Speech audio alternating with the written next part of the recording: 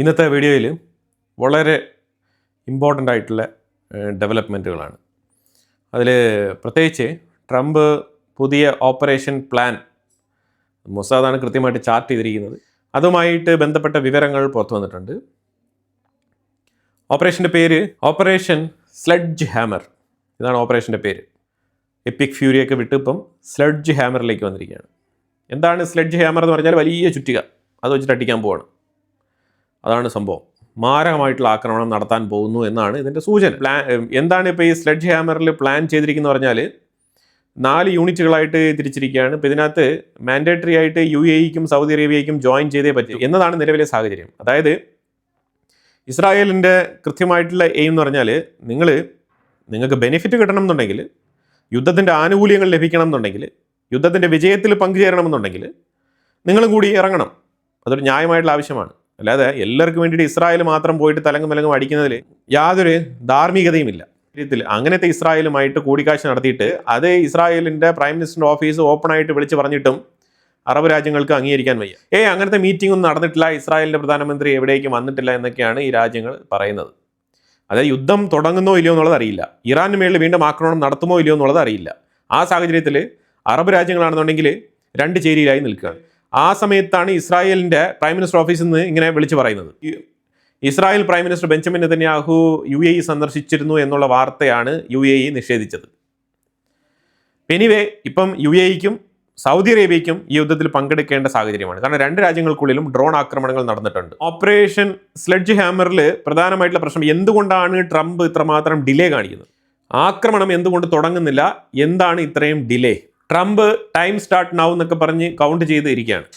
അപ്പോൾ എന്തായാലും അതിലേക്ക് നമ്മൾ പോകുന്നതിന് മുമ്പ് ഒരു വിഷയം നമ്മൾ നോക്കേണ്ടത്, അമേരിക്കയിൽ ഒരു എയർ ഷോ നടത്തിയ സമയത്ത് F-16E കാറ്റഗറിയിൽ പെടുന്ന 2 ഫൈറ്റർ ജെറ്റുകൾ കൊളൈഡ് ചെയ്തു, കൂട്ടിയിടിച്ച്. ഡബിൾ സീറ്ററാണത്. 4 പൈലറ്റുമാരും സീറ്റ് എജക്ട് ചെയ്ത് രക്ഷപ്പെട്ടു. പക്ഷേ 2 ഫ്ലൈറ്റും ഇങ്ങനെ ഒരുമിച്ച് താഴെ വീണ് തകർന്ന് പൊട്ടിത്തെറിക്കുകയാണ് ഉണ്ടായത്. ഇതൊരു അപകടമാണ്. അത് അവരുടെ പ്രാക്ടീസിൻ്റെ സമയത്ത് നടന്നൊരു അപകടമാണ്. ഒരു എയർ ഷോ നടത്തിക്കൊണ്ടിരുന്ന സമയത്ത് പറ്റിയ ഒരു അബദ്ധമാണ്.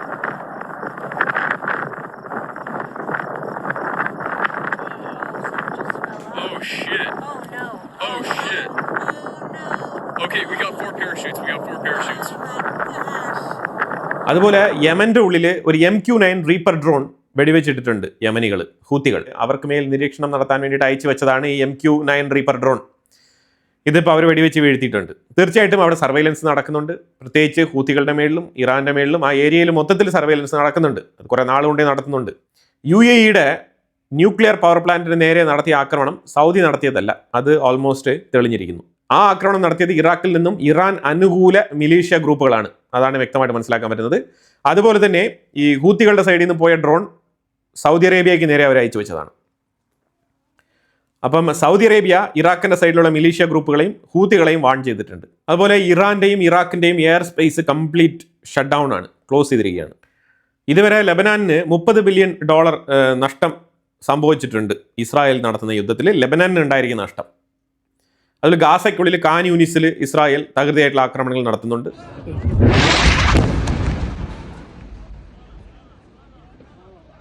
الاحتلال الاسرائيلي يستهدف مربع سكني هنا في شمال قطاع غزه وبالتحديد في منطقه الفلوجه. هذا المكان المليء بالسكان والممتلئ بالنازحين. الاحتلال الاسرائيلي استهدف هذه المنطقه استهداف مباشر كما تشاهدون الان. ലെബനന്റെ ഉള്ളിലും തുടരെ ആക്രമണങ്ങൾ നടത്തുകയാണ്. കംപ്ലീറ്റ് അവിടുത്തെ ബങ്കറുകൾ, അതേപോലെ തന്നെ ടണലുകൾ, ആയുധങ്ങൾ ശേഖരിച്ച് വെച്ചിരിക്കുന്ന സ്ഥലങ്ങൾ, ഇതെല്ലാം തന്നെ ടാർഗറ്റ് ചെയ്ത് പ്രിസൈസ് ആയിട്ട് അറ്റാക്ക് നടത്തിക്കൊണ്ടിരിക്കുകയാണ് ഇസ്രായേൽ. പാകിസ്ഥാൻ അമേരിക്ക ഇറാൻ പ്രശ്നത്തിൽ ഒരു മീഡിയേറ്ററായിട്ട് റോൾ നിർവഹിക്കുന്ന സാഹചര്യത്തിൽ പാകിസ്ഥാൻ്റെ ഉള്ളിൽ ഒരു ഓപ്പറേഷൻ അവർ സ്റ്റാർട്ട് ചെയ്തിട്ടുണ്ട്. അത് ബലൂചിസ്ഥാനികൾക്കെതിരെയാണ് ഈ ഓപ്പറേഷൻ. കഴിഞ്ഞ ആഴ്ച ഒരു 13 പാകിസ്ഥാൻ സോൾജേഴ്സിനെ BLA സംഘടനയിൽപ്പെട്ടവർ വധിച്ചിട്ടുണ്ടായിരുന്നു. അതിനെതിരെയാണ് ഈ റിറ്റാലിയേഷൻ ഓപ്പറേഷൻ തുടങ്ങിയിരിക്കുന്നത് പാകിസ്ഥാൻ. ഏതാണ്ട് 35 ബലൂചിസ്ഥാനികളെ പാകിസ്ഥാൻ വധിച്ചിട്ടുണ്ട് ഇന്നലെ. ഇത് വലിയ പ്രശ്നമായിട്ട് മാറിയിട്ടുണ്ട് ഇപ്പം പാകിസ്ഥാൻ്റെ ഉള്ളിൽ. തീർച്ചയായിട്ടും ബലൂചിസ്ഥാനികൾ ഇനി വെറുതെ ഇരിക്കില്ല. ഇതിന് പകരം വീട്ടാൻ വേണ്ടിയിട്ട് വലിയ രീതിയിലുള്ള ഒരു ആക്രമണം പാകിസ്ഥാൻ്റെ ഉള്ളിൽ നടത്താൻ തയ്യാറെടുക്കുകയാണ്. ഇതിനിടയ്ക്ക് TTP മിനാഫ് എന്ന് പറഞ്ഞ ആ ഒരു ഏരിയയിൽ, പ്രത്യേകിച്ച് ഖൈബർ പഖ്തൂണ മേഖലയിൽ അവരും ആക്രമണങ്ങൾക്ക് തയ്യാറെടുക്കുകയാണ്. ഇനി വീണ്ടും അഫ്ഗാനിസ്ഥാനും പാകിസ്ഥാനും തമ്മിൽ അടി വരുമോ എന്നുള്ളത് നമുക്ക് അറിയില്ല. സിറ്റുവേഷൻ അങ്ങനെയാണ് മുന്നോട്ട് പോകുന്നത്. ഉക്രൈൻ ആണെന്നുണ്ടെങ്കിൽ റഷ്യക്കുള്ളിൽ തുരിതര ആക്രമണങ്ങൾ നടത്തുകയാണ്. മോസ്കോ ടാർഗറ്റ് ചെയ്ത് ഇന്നലെ നടത്തിയ ആക്രമണത്തിൽ ഞാൻ ഈ കാണിച്ചിരിക്കുന്ന മാപ്പിൽ കാണിച്ചിരിക്കുന്ന ഇത്രയും സ്ഥലങ്ങൾ ടാർഗറ്റ് ചെയ്ത് ഉക്രൈൻ അറ്റാക്ക് നടത്തിയിട്ടുണ്ട്. ഇതിനകത്ത് ഫെർട്ടിലൈസർ ഫാക്ടറി വരുന്നുണ്ട്, സെമി കണ്ടക്ടർ ഫാക്ടറി വരുന്നുണ്ട്, അതുപോലെ തന്നെ ക്രൈമിയയുടെ സൈഡിൽ ആക്രമണം തകൃതിയായിട്ട് നടത്തിയിട്ടുണ്ട് ഉക്രൈൻ. പല നിർണായക സൈറ്റുകളാണ് ടാർഗറ്റ് ചെയ്ത് അറ്റാക്ക് നടത്തിയിരിക്കുന്നത്. ഞാൻ ഇതിന് മുമ്പുള്ള വീഡിയോയിൽ തന്നെ പറഞ്ഞു വെച്ചിട്ടുണ്ടായിരുന്നു, ഉക്രൈൻ പ്രിസൈസ് ആയിട്ടുള്ള അറ്റാക്കുകളാണ് റഷ്യക്കുള്ളിൽ നടത്തുന്നത്. അതിൽ മോസ്കോ കേന്ദ്രീകരിച്ചാണ് ഈ അറ്റാക്ക് നടത്തിയിരിക്കുന്നത്. ഇനി വളരെ ഇമ്പോർട്ടൻ്റ് ആയിട്ടുള്ള ഒരു വിഷയമാണ്, അത് ട്രംപ് സ്റ്റോക്ക് മാർക്കറ്റ് മാനിപ്പുലേഷൻ ചെയ്യുന്നു എന്ന് നമ്മൾ കുറേ നാളുകൊണ്ടേ പറഞ്ഞുകൊണ്ടിരിക്കുമായിരുന്നു. അതുമായിട്ട് ബന്ധപ്പെട്ട വാർത്തകൾ ഇപ്പം അമേരിക്കയുടെ ഉള്ളിൽ തന്നെ വരികയാണ്. ട്രംപ് കമ്പനി, അതുമായിട്ട് ബന്ധപ്പെട്ട് ട്രംപിൻ്റെ കുടുംബക്കാർ തന്നെ പലരും ഈ സ്റ്റോക്ക് മാർക്കറ്റ് ബിസിനസ്സിലുണ്ട്. അതിൽ 3000 കോടി ലാഭം സമ്പാദിച്ചിട്ടുണ്ട് ട്രംപിൻ്റെ കുടുംബവുമായിട്ട് ബന്ധപ്പെട്ട് സ്റ്റോക്ക് മാർക്കറ്റിൽ പ്രവർത്തിക്കുന്ന ആൾക്കാർ. അതായത് മുൻകൂട്ടി തന്നെ അറിയിക്കും. ട്രംപ് ഗ്ലോബൽ എക്കോണമിയെ മാറ്റിമറിക്കുന്ന രീതിയിലുള്ള തീരുമാനങ്ങൾ പുറപ്പെടുവിക്കുന്നതിന് മുമ്പ് മുൻകൂട്ടി ഈ കുടുംബക്കാരെ തീർച്ചയായിട്ടും അറിയിക്കും. അതിനനുസരിച്ച് ഏത് സ്റ്റോക്ക് മേളിലോട്ട് കയറും, ഏത് സ്റ്റോക്ക് താഴേക്ക് പോകും, ഇതെല്ലാം വളരെ വ്യക്തമായിട്ട് ട്രംപിൻ്റെ കുടുംബക്കാർക്ക് അറിയാൻ പറ്റുമായിരുന്നു. അങ്ങനെ അവർ നല്ല രീതിയിൽ സമ്പാദിച്ചിട്ടുണ്ടെന്നുള്ള വാർത്തയാണ് അമേരിക്കയുടെ ഉള്ളിൽ നിന്നും പുറത്തു വരുന്നത്. ഇതൊക്കെ ട്രംപിൻ്റെ ഈ ഭരണമൊക്കെ കഴിഞ്ഞ് ട്രംപ് വീട്ടിലേക്ക് പോകുമ്പോഴായിരിക്കും പിന്നീട് അന്വേഷണങ്ങളും കാര്യങ്ങളൊക്കെ ഇതിലേക്ക് വരാൻ പോകുന്നത്. തീർച്ചയായിട്ടും ഇതിന് എവിഡൻസ് കൊടുക്കാൻ പറ്റില്ല. കാരണം ട്രംപ് ഇങ്ങനെ ഒരു പ്രഖ്യാപനം നടത്തി, അത് ഗവൺമെൻറ് പോളിസിയാണ്, അത് വൈറ്റ് ഹൗസിൽ ഇൻടാക്റ്റഡ് ആണ്. അതേസമയം സ്റ്റോക്ക് മാർക്കറ്റിൽ ഇപ്പോൾ ട്രംപിൻ്റെ കുടുംബക്കാരെ ഇൻവെസ്റ്റ്മെൻറ്റ് ചെയ്യാൻ പാടില്ല എന്ന് നിയമമൊന്നുമില്ലല്ലോ. അപ്പോൾ അതുകൊണ്ട് ട്രംപിന് ഇതിനകത്തൊന്നും ചെയ്യാൻ പറ്റില്ല. പക്ഷേ Trump purposefully stock market manipulate ചെയ്യുന്നു എന്നുള്ളത് ഇന്ന് പബ്ലിക്കായിട്ട് മനസ്സിലായിട്ടുണ്ട് അമേരിക്കയുടെ ഉള്ളിൽ തന്നെ. ഇതിന് തെളിവായിട്ട് എനിക്ക് ഒരു എവിഡൻസ് നിങ്ങൾക്ക് തരാൻ പറ്റും. ഫെഡറൽ റിസർവ്, അമേരിക്കയുടെ റിസർവ് ബാങ്ക് എന്ന് കരുതിക്കും, ആ ഫെഡറൽ റിസർവിൻ്റെ തലപ്പത്ത് കൊണ്ടുവരാനിരിക്കുന്ന കെവിൻ വാർഷ്, ഈ കെവിൻ വാർഷുമായിട്ട് ബന്ധപ്പെട്ട് കുറേ വിഷയങ്ങൾ പറയാനുണ്ട്. അത് സംസാരിച്ച് കഴിഞ്ഞാൽ ചിലപ്പോൾ 2 എപ്പിസോഡ് സംസാരിക്കേണ്ടി വരും. എക്കോണമിയുമായിട്ട് ബന്ധപ്പെട്ട് പുള്ളിക്കാരന് യാതൊരു തരത്തിലുള്ള ഡിഗ്രിയോ ഇതുമായിട്ട് ബന്ധപ്പെട്ട ഉപരിപഠനങ്ങളോ ഒന്നും തന്നെ നടത്തിയിട്ടില്ല. പുള്ളിക്ക് വേറെ ഫീൽഡിലാണ് എക്സ്പീരിയൻസ്. പിന്നെ ചില എക്കണോമിക് പോളിസി നിർമ്മിക്കുന്നതിൽ ജോർജ് ബുഷിൻ്റെ ടൈമിൽ പുള്ളിക്കാരൻ ചേർന്ന് പ്രവർത്തിച്ചിട്ടുണ്ട്. ജോർജ് ബുഷാണ് ആദ്യമായിട്ട് 2002 അന്നത്തെ കോളേജ് പ്രൊഫസറായിട്ടിരുന്ന കെവിനെ ചൂസ് ചെയ്യുന്നത് 2002 അഡ്വൈസറായിട്ട്. അപ്പം ഇങ്ങനെ ഒരു ചെറിയ എക്സ്പീരിയൻസ് മാത്രമുള്ള ഒരു വ്യക്തിയെ ഡൊണാൾഡ് ട്രംപ് ഇത്രമാത്രം പിന്തുണച്ച് ഈ കെവിൻ വാർഷിനെ US-ൻ്റെ ഫെഡറൽ റിസർവിലേക്ക് കൊണ്ടുവരുന്നതിൻ്റെ കാരണം എന്താണ്? അപ്പോൾ ഇതുമായിട്ട് ബന്ധപ്പെട്ട് ഒരുപാട് കാര്യങ്ങളുണ്ട്. ഞാൻ അതിലേക്ക് ഇപ്പോൾ കൂടുതൽ കടക്കുന്നില്ല. കാരണം നമ്മൾ ഇന്ന് ഈ ഓപ്പറേഷൻ സ്ലെഡ്ജ് ഹാമറിനെ കുറിച്ച് നമ്മൾ നോക്കേണ്ടതുണ്ട്. കാരണം അത് ഉടനെ സംഭവിക്കാനിരിക്കുന്ന ഒരു വിഷയമാണ്. അപ്പോൾ അത് മറ്റൊരു ഒക്കേഷനിൽ നമുക്ക് ഈ കെവിൻ വാർഷിനെ കുറിച്ച് നമുക്ക് ചർച്ച ചെയ്യാം. ഈ റോൺ ലോഡറിൻ്റെ ഫാമിലിയുമായിട്ട് ബന്ധപ്പെട്ട്, ലോഡർ എന്ന് പറയുന്നത് ഒരു ഫാമിലി നെയിമാണ്. ആ ഫാമിലിയുമായിട്ട് ബന്ധപ്പെട്ട് ഒരുപാട് ഫൈനാൻഷ്യൽ ഇടപാടുകളൊക്കെ ഇതിൻ്റെ ഉള്ളിൽ വരുന്നുണ്ട്. അതൊക്കെ നമുക്ക് പിന്നീട് ഒരിക്കൽ ചർച്ച ചെയ്യാം. അപ്പോൾ ഇപ്പം നിലവിൽ ഈ ഓപ്പറേഷൻ സ്ലെഡ്ജ് ഹാമർ എന്ന് പറയുന്നത് ശരിക്കും 4 രാജ്യങ്ങളെ നമുക്ക് ഇതിനകത്ത് മെൻഷൻ ചെയ്യാം. America, Israel, UAE, Saudi Arabia. ഈ 4 രാജ്യങ്ങളെ നമുക്ക് ഇതിനകത്ത് പോയിന്റ് ഔട്ട് ചെയ്യേണ്ടതുണ്ട്.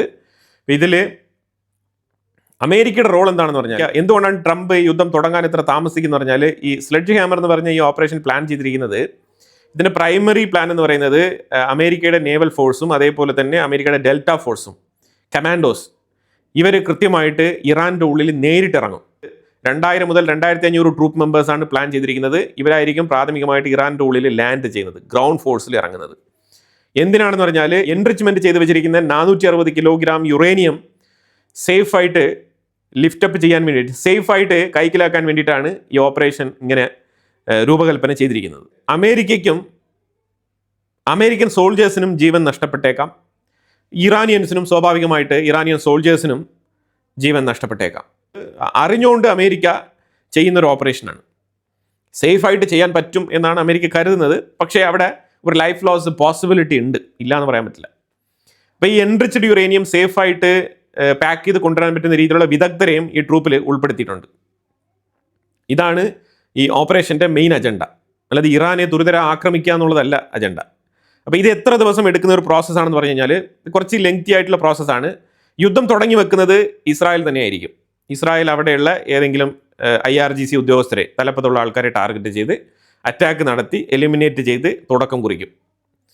അമേരിക്കയാണെന്നുണ്ടെങ്കിൽ അവരുടെ ബാലിസ്റ്റിക് മിസൈൽ ലോഞ്ച് പാഡുകൾ, അതുപോലെ ബാലിസ്റ്റിക് മിസൈൽ മാനുഫാക്ചറിങ് യൂണിറ്റുകൾ, ഇങ്ങനെയൊക്കെയുള്ള സ്ഥലങ്ങളൊക്കെ ഉണ്ടല്ലോ. ഇവർ മലയ്ക്കുള്ളിൽ പതുക്കി വെച്ചിരിക്കുന്ന സെറ്റപ്പുകളൊക്കെ അറ്റാക്ക് ചെയ്യുന്നതായിരിക്കും അമേരിക്കയുടെ ചുമതല.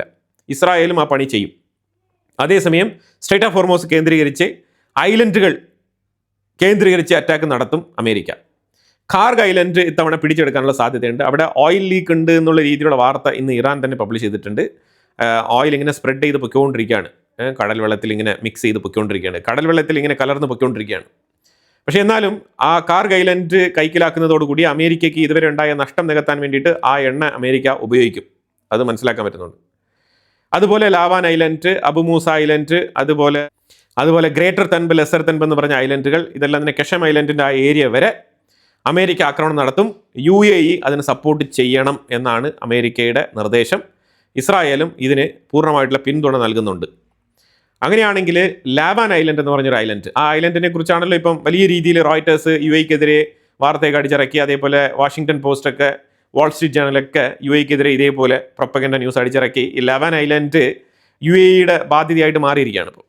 അവിടെ ശരിക്കും IRGC ഉദ്യോഗസ്ഥരുണ്ട്, അവിടെ സോൾജേഴ്സ് താമസിക്കുന്നുണ്ട് ലാവാൻ ഐലൻഡിൽ. ഈ ലാവാൻ ഐലൻഡിൻ്റെ പ്രത്യേകത എന്താണെന്ന് വെച്ചാൽ ഈ ഖാർഗ് ഐലൻഡിനെ പോലെ തന്നെ ലാവാൻ ഐലൻഡിലും ഓയിൽ വിൽപ്പന നടക്കുന്നുണ്ട്.